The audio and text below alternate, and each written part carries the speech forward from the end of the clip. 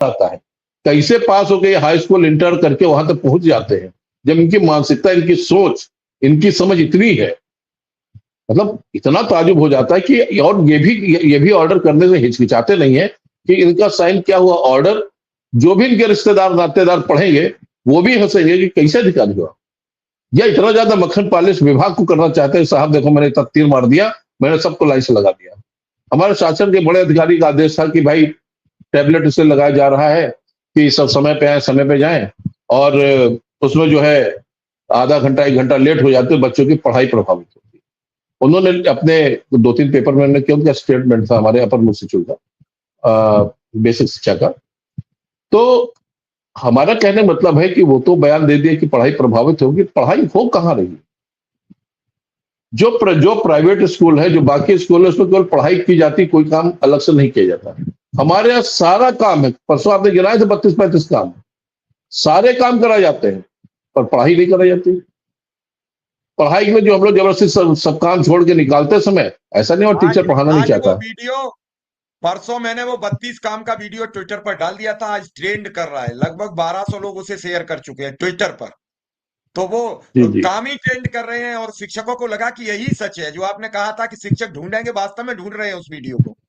जी विनय। इसीलिए मैंने आपसे कहा, हमने वीडियो को ढूंढने के लिए नहीं कहा था, हमने कहा विभाग कहेगा कि मिश्रा जी के चरण कहाँ है, ये मैंने कहा था, और उसी हिसाब से वो वायरल हुआ।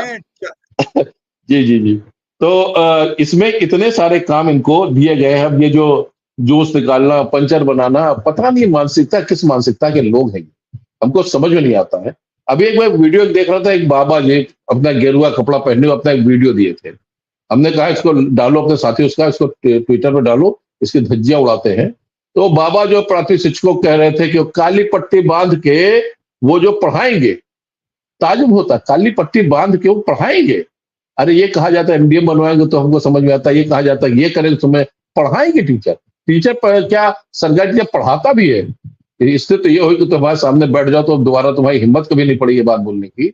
मगर हमको समझ नहीं आता, वो बाबा जी जो गेरुआ पहने काका काका बोलना सीख गए हैं, उनको भी किसी प्राइमरी मास्टर ने पढ़ाया होगा। जितनी उनके पास बुद्धि आ गई है, आदमी सारी चीजें भूल जाता है। इसके अलावा आपको और मैं बताऊं कि सरकार तो बहुत सारी चीजें करना चाहती है। जैसे मैंने देखा कि हमारे यहाँ बहुत सारे बच्चे ऐसे हैं कि जो 8वीं के बाद पढ़ाई छोड़ देते, जो वहां से 13-13, 14-14 किलोमीटर स्कूल, जो हाई स्कूल है वो दूर है, वहां तक जाने का कोई साधन नहीं है। तो हमने देखा, हमने प्रयास किया कि वहीं हाई स्कूल खुलने का, हो सकता है अगले सेशन में खुल जाए। मगर हमने सबसे बड़ी चीजें देखी कि जो लड़कियों की पढ़ाई होती है, मैं तो उनको अपने बच्चों की तरह ही समझाता हूँ, खासकर लड़कियों को, जो कक्षा 8 की लड़कियां होती है और हमको हमारे विद्यालय से पास होकर जाती हैं, उनको मैं ये बात समझाता हूँ कि बेटा बड़ी हो रही हो, एक दो क्योंकि गांव में शादी भी जल्दी हो जाती है 18, 19, 20 साल में, तुमको दूसरे घर जाना रहेगा, आगे भविष्य क्या होगा, क्या स्थिति तुम्हारे साथ बनेगी, कुछ ऐसा कर लो अपने साथ कि भविष्य में अगर तुम्हारा हस्बैंड ना रहा, वहां तुमको ललिता पावर ऐसे खतरनाक सास मिल गई, ऐसे तुमको नंदे मिल गई, तो तुम्हारा जीवन यापन कैसे होगा, तुम्हारे बच्चे होंगे कैसे होगा, कुछ ना कुछ होना चाहिए। हम आपको एक छोटा सा उदाहरण बता रहे हैं। हमारे छोटा भाई है, उसके एक मित्र थे श्रीवास्तव जी, हमारे घर के थोड़ा पीछे रहते थे।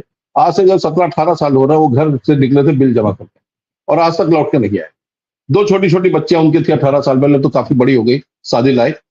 वो उसकी पत्नी रोती हुई हमारे पास आई है, मैंने वहीं से प्रेरणा ली है। नमस्कार साथियों, स्वागत है आप सभी का आज की इस नई वीडियो में। ये वीडियो आप सभी शिक्षा मित्र साथियों के लिए काफ़ी ज़्यादा महत्वपूर्ण होने वाली है। साथ ही इस वीडियो के माध्यम से आप सभी के बीच में हाल ही के अंदर की कुछ खबरें साझा करेंगे जो कि आपके समायोजन की पॉइंट ऑफ व्यू से बेहद ही महत्वपूर्ण है। सभी साथी वीडियो को पूरा देखें, चैनल को अभी तक आपने सब्सक्राइब नहीं किया है सब्सक्राइब भी कर लें। अब चलते हैं अपडेट पर। वो कहने लगी घूंघट डाले हुए मेरे पैर छुए, और कहने लगी कि भैया हमको क्या करना है, इतना बड़ा दुनिया हम कैसे चलेंगे। तो हमने कहा आपको कुछ आता है? तो उनका हाँ भैया, हमने बचपन में महिलाओं की जो उनके कपड़े होते हैं उनकी कटिंग करना मैंने सीखा था। तो हमने उनको एक रास्ता बताया, हमने कहा छोटे छोटे विजिटिंग कार्ड छपवाओ, और जो आपके बिटिया है दोनों में किसी एक के नाम से लिखो, और पहला कार्ड हमको दो बुटीक के नाम से। पहले अपने वाइफ से कहा पहला ऑर्डर तुम दो, और पूरी कॉलोनी में उस कार्ड को बांट दो। मिश्रा जी आज उनकी स्थिति है कि अगर हमारे घर से कोई कपड़ा जाता है, अगर वो 5 दिन में कहने देने को, तो करीब 20 दिन से पहले नहीं आता, इतनी बिजी होगी, इतना बढ़िया चल रहा। कहने का मतलब उनको एक हुनर उन्होंने अनजाने में सीख लिया था, जो उनके पति के न रहने के बाद वो है कि नहीं है, भगवान जाने क्या स्थिति है। और आज उनका पूरा परिवार अच्छे से पल रहा है, सास भी नहीं रही और कोई आगे पीछे नहीं रहा। उन बच्चों के लिए सरकारी योजनाएं सरकार ने शुरू की थी कि हर जिले में बैंक वाले फ्री ऑफ कॉस्ट ट्रेनिंग दे रहे थे।